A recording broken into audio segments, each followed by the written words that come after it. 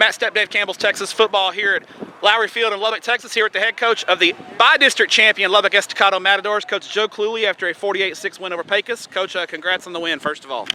It was huge. You know, it was probably our most complete game that we've played. And, you know, you go through a season and you prepare and you want to be district champs, and we accomplished that. And then it becomes, okay, you got to go 1-0 every week. And we talk a lot about being 1% better. And that's something that we preach to our kids, and that you don't have to go win a state championship tonight.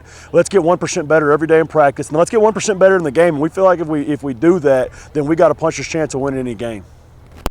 Obviously, Pecos runs a unique offense, an offense you don't see every day. Defensively, what were the coaching points this week for your kids to slow down an offense that really puts up a lot of yards and really hangs onto the football and controls the clock? Because I know you were worried about that when we talked during the week. Yeah, you know, the offense is one I've actually coached in back at Lago Vista, and it's an offense that they do want to have ball control, but they've put a ton of points up on some good football teams. And so our whole deal was, we talked to our defensive line and our linebackers and said, if our front seven controls the game, then we're going to win this football game. Because we thought we could score. We didn't want to get in a scoring match where they're taking 7 or 8 minutes off the clock and then we're going down and scoring and they're doing the same thing.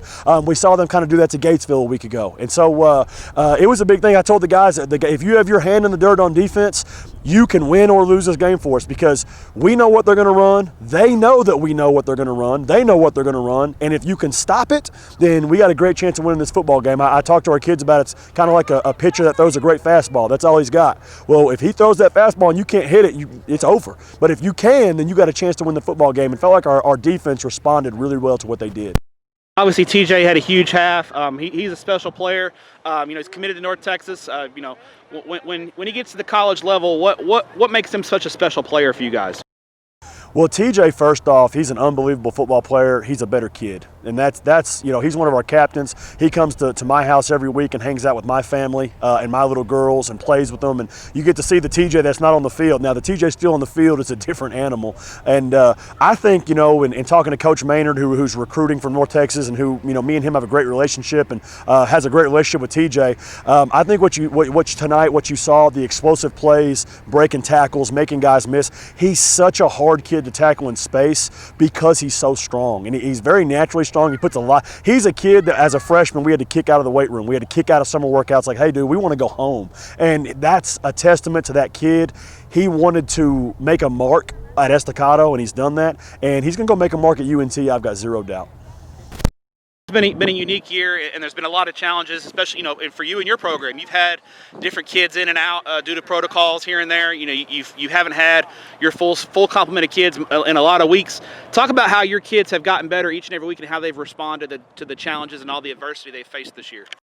Well, I said over there, you know, I've coached teams with more wins. I've coached teams with more talent, but there are no teams I've coached that I enjoyed being around more than these group of kids. And you know, the last 2 games before this one, we had 9 and 11 starters out, or varsity guys, I should say, and our kids just. It was next man up. It was compete. And we talked a whole lot about that. In fact, we had a captain step in the middle at one point and say, it's next man up, guys. And you may not know who the guy next to you is because he's been playing on JV for 8 weeks, but that's our guy now, and we got to get him right. And these kids have just so bought into the unity, to the team portion of it, and it makes them a really, really fun group to coach because they come to practice every day and they just get better and better and better. And I think you're seeing those improvements as the year goes on. Final question for you, Coach. You know, we always have a fun question for you, and you made your team a promise.